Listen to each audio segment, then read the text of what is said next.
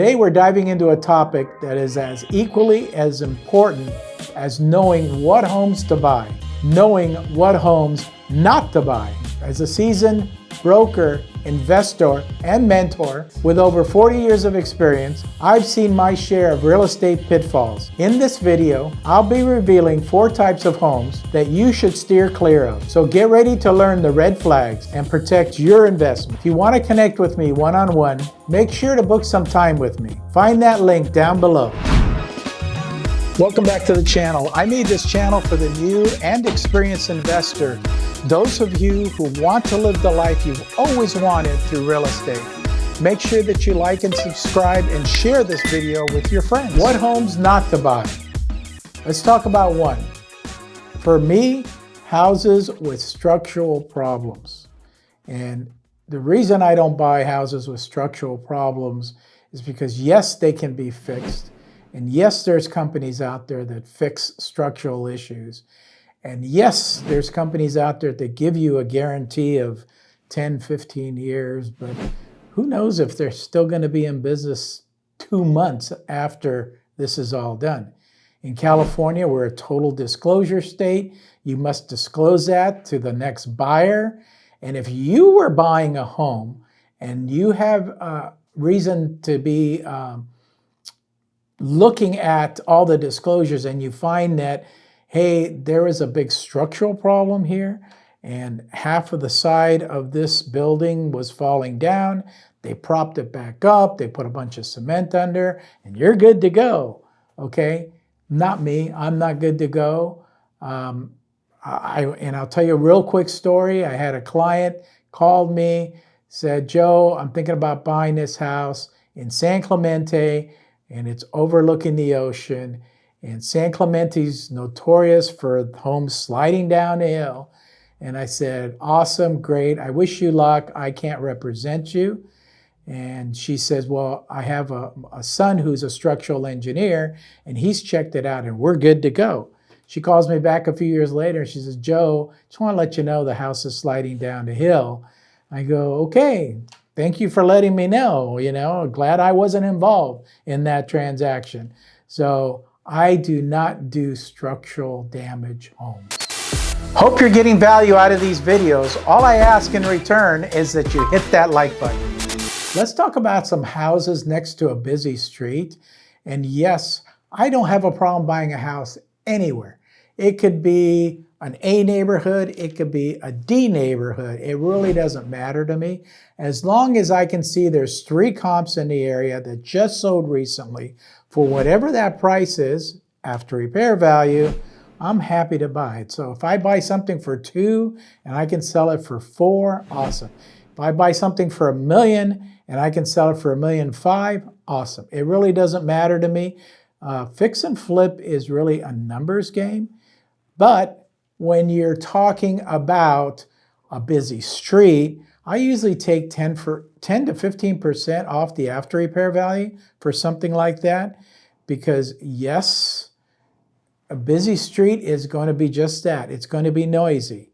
And there are plenty of times that I've heard, I sell properties in senior communities. And in a senior community, they happen to be close to the 5 freeway. And it's very noisy.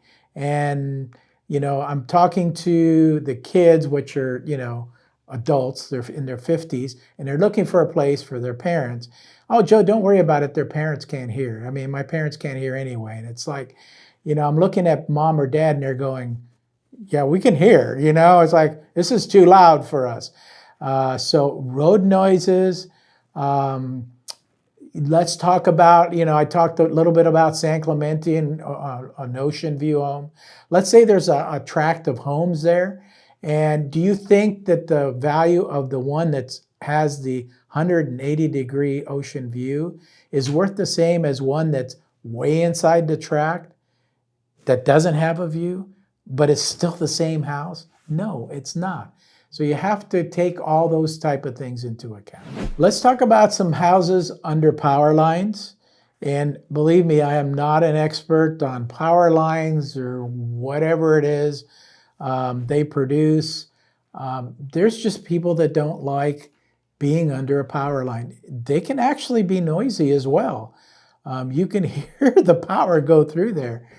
Depending on the size of the power line, a lot of people, nowadays are very health conscious, and they just don't want to be under power lines. So be careful if you're looking at a property that's under a power line. So like I say, look up, look down, look around, look all over, okay, to see what issues may be posed after you buy this house. Because remember, if you're flipping, you're going to sell this at the end of the day. So if they have these issues now, then you're going to have them later. Now you have a house that's under a power line. The normal after repair value is $500,000, but it's under the power line. But they're willing to sell it to you for, let's say, $250,000. Yeah, I jump on that deal, okay? But you have to take into account all that and do your homework and do your numbers. Houses next to train tracks. Choo-choo. Talk about noisy. I mean, there's an old saying, are you on the wrong side of the railroad tracks? And, it is true that C and D properties are on the wrong side of the railroad tracks. You really kind of never find the A and B properties on the wrong side of the railroad tracks. And not that there's anything wrong with it. Believe me, I have several properties that I purchased over the years that are literally right next to the railroad tracks. And they're condominiums. I'll even tell you where they're at. They're in San Juan Capistrano. And I probably made lots of money over the years. They've made me a lot of money as rentals. I still have them. I don't plan on selling them, but yes, they are next to the railroad tracks. So when I do go sell them, the closer they are to the railroad tracks, the less money I'm going to get at the end of the day. They have some that are away from the railroad tracks, but they're still close enough you can hear the train coming by, but not like literally 20 feet away from the railroad tracks, maybe 30 feet away, which I own several of those as well. So again, flipping and buying properties is a numbers game. So whatever you think you can get at the end of the day, after you do your numbers, is what you should be looking at.